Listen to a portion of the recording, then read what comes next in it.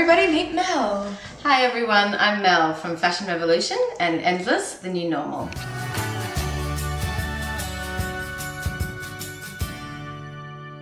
So thanks so much for having us in your beautiful home, Mel.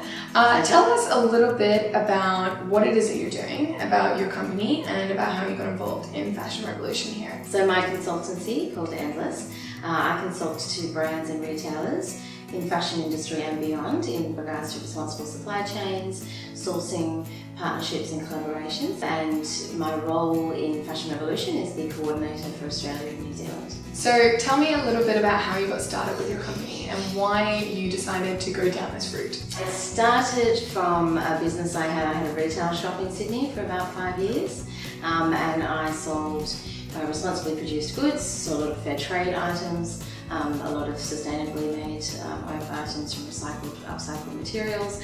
And through that journey, meeting so many different producers and brands, I started to look beyond just being a retailer and started to work with small labels on brand strategy and communication, so telling their brand stories and their producer stories, because really I believe that you sell stories, you don't sell products, and so there's so many beautiful tales to tell. So obviously, we're here from Singapore, haven't been in Sydney for years properly, so tell us, what is the conscious movement like in Sydney? I think probably like anywhere around the world, the conscious movement has been driven by, I think, the food industry and particularly, organic food. And as that movement has grown, people have become much more conscious of what they wear as well, how it's produced, but also the impacts on their body and what it's made from. So who are some of these change makers leading the way? Citizen Wolf is a great label. They're organic t-shirts, but their model is also customization, so made to measure in some respects. So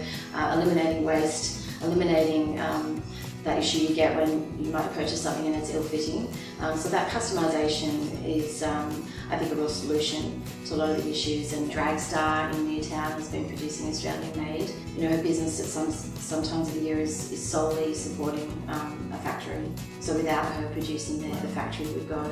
Because we did have a lot of industry quite some time ago, and all of that has shrunk, considerably. So yeah, it's testament to a business like that can support Australian industry and support Australian. So just on that last point, quite interesting. So are you finding now that it reduced a lot, and is it kind of increasing now, manufacturing and production within Australia?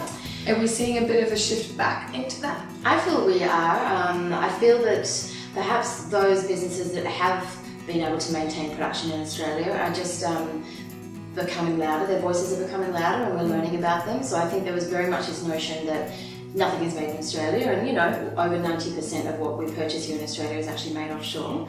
So it's a very small amount that's still made in Australia. And I think through Fashion Revolution provided the opportunity for a lot of independent brands, but also large ones as well, of course, to share their stories, to invite the public into their premises, to meet their workers. And what was one of the biggest challenges you've had, both with your consulting work or bringing Fashion Revolution within Sydney and Australia?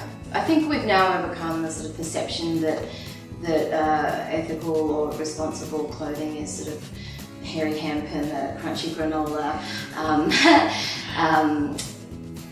movement. There's lots that fit into that category, and that's great because there's people that want that look. But I think it's really become quite sophisticated, and so I think getting that message across to people that it's okay to promote yourself as being ethical or being responsible. Sometimes I think some brands still need a bit of assurance or confidence that it's okay to perhaps market themselves that way. Exactly. I completely agree. It is shifting, and I think it is okay now. And I think there's a huge new consumer maybe that's come out that now understands, because they maybe didn't know before. Yeah. And they've had this awareness and this education, and now they're demanding more. Yeah. And they're looking for that, both, as you said, aesthetics needs to come first still. Yeah. I think it is really important. And so I guess with your work, you have a lot of focus on awareness and education. So how have you found the community's really reacted to the work that you're doing? The community response has been really, really positive. Yeah. And it's brought a different conversation to the issues. It hasn't been a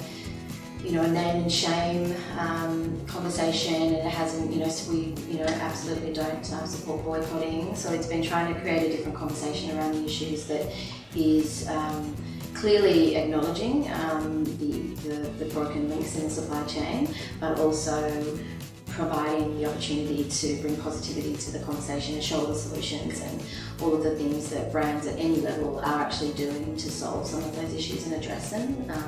And I think that's what's nice about it. Yeah, is that balanced conversation. Yeah, I love that you've talked about the positivity side, because I think that's when people get really excited and they don't feel like, you know, if you're preaching and you're being negative and, as you said, boycotting and, you know, that's all got a very negative energy towards it as well. So it's like making the conversation very approachable and in a way that people actually want to get involved in it and they feel like they can. You know, very accessible, very like warm and welcoming. I think that's beautiful. Well, thank you so much for all the insights, and I'm very excited to go out and meet some of these brands now. Yes, hit the streets. Awesome. Thanks. Thank you.